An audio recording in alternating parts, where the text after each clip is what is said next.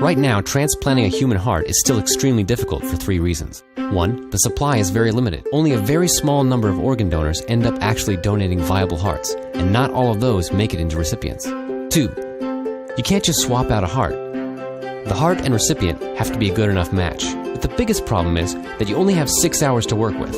The longer the heart is outside of the body, the riskier it is to implant that heart. And the reason these problems are such problems are because of this. Despite all the advances we have made in the past 40 years in modern medicine, we still are dependent on a cooler and a time clock that we are working against. After the heart is removed from a donor, it's attached to what is called the Organ Care System, or OCS. It's kept warm, it's fed nutrients, it circulates blood, and it's essentially kept alive.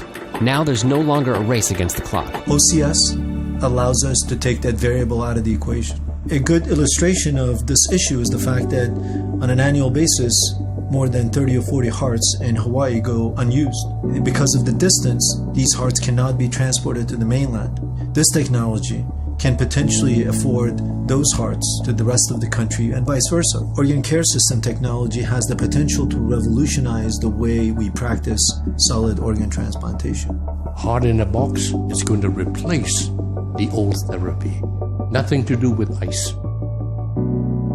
Ice is over.